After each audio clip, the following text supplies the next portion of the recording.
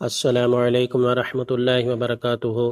قرآنی معلومات چینل میں ایک نئی ویڈیو کے ساتھ میں آپ کی خدمت میں حاضر ہوں۔ آج میں آپ کو وضو کے بارے میں بتاؤں گا۔ سوال: وضو کرتے ہوئے کیا نیت ہونی چاہیے؟ جواب: وضو پر ثواب پانے کے لیے حکم الہی بجا لانے کی نیت سے وضو کرنا ضروری ہے، ورنہ وضو ہو جائے گا مگر ثواب نہ پائے گا۔ سوال: نماز کی کنجی کیا ہے؟ جواب: حضور جان عالم صلی اللہ تعالی علیہ وآلہ وسلم نے فرمایا، جنت کی کنجی نماز ہے اور نماز کی کنجی وضو ہے۔ سوال: وضو میں بالترتیب اعضاء دھونے سے کون سا طبی فائدہ حاصل ہوتا ہے؟ جواب: وضو میں پہلے ہاتھ دھونے، پھر کلی کرنے، پھر ناک میں پانی ڈالنے، پھر چہرہ اور دیگر اعضاء دھونے کی ترتیب فالج کی روک تھام کے لیے مفید ہے۔ سوال: بیسن پر کھڑے کھڑے وضو کرنا کیسا ہے؟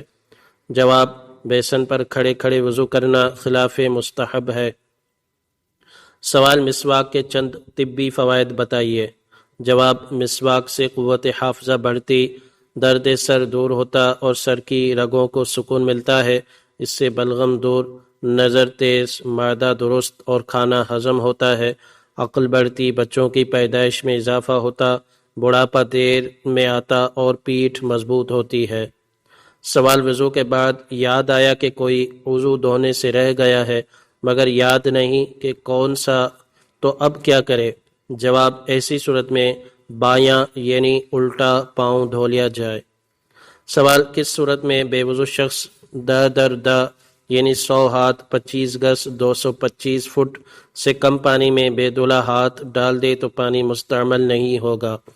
جواب: اگر پانی بڑے برتن میں ہو اور کوئی چھوٹا برتن بھی نہیں کہ اس میں پانی انڈیل کر ہاتھ دھوئے تو اسے چاہیے کہ بائیں ہاتھ کی انگلیاں ملا کر صرف وہ انگلیاں پانی میں ڈالے، ہتھیلی کا کوئی حصہ پانی میں نہ پڑے اور پانی نکال کر دائنا ہاتھ گتے تک 3 بار دھوئے، پھر داہنے ہاتھ کو جہاں تک دھویا ہے بلا تکلف پانی میں ڈال سکتا ہے۔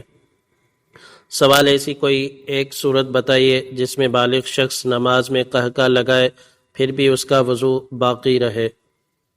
جواب: بالغ نے نماز جنازہ میں قہقہ لگایا تو نماز ٹوٹ گئی مگر وضو باقی ہے۔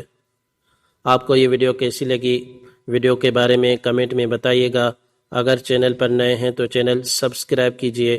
ملتے ہیں اگلی ویڈیو میں، دیکھتے رہیے قرآنی معلومات چینل۔ Thanks for watching.